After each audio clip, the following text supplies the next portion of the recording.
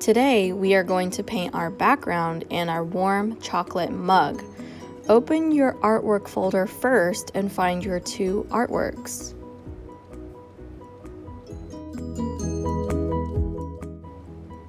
Next, we're going to grab out our messy mat so that we have it underneath so our table doesn't get as messy.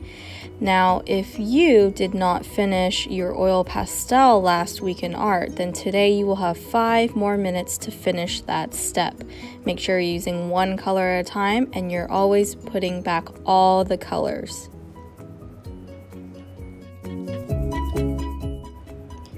Today we're going to be painting using our dry paints. Now remember, we need to wake them up with water first, so the trick is to start a mini swimming pool in that color. Carefully work your brush around the paint till it's super wet.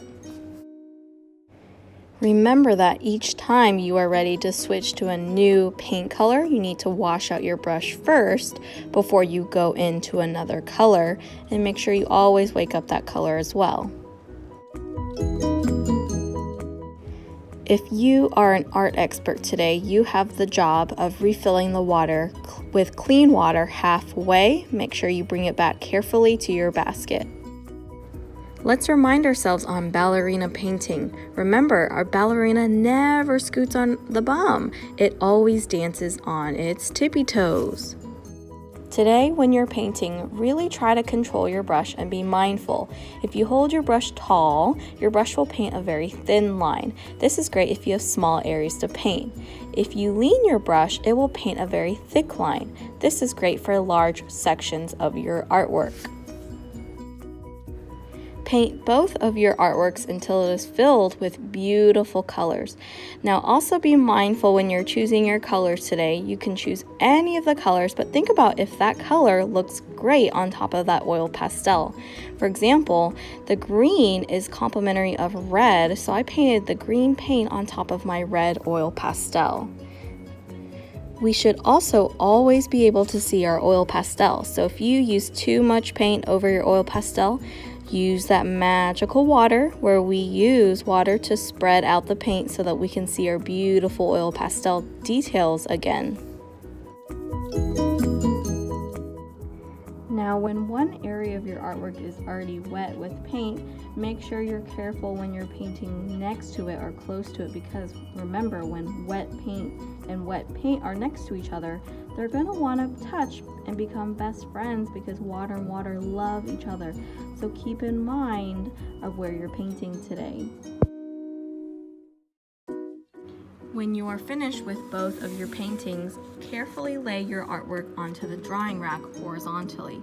Notice how I used 2 separate drying racks. Over by the yellow table, next to the sink, there's a bucket full of water. Make sure you take your brush into that bucket. Go ahead and also return your messy mat to the end of your table. If you are finished early, you are going to use your sketchbook that's in your sketchbook folder.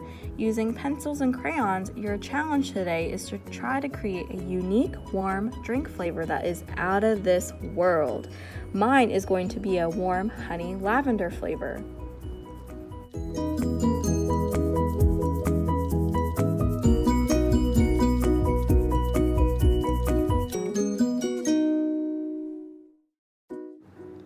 Start by drawing the top of your mug. We're going to use an oval. If you don't remember how to draw our oval, use the dot trick. Make 2 dots that are far apart from each other and connect it with a curved line above and below the dots. Next, you're going to draw 2 vertical lines at the side of your ovals.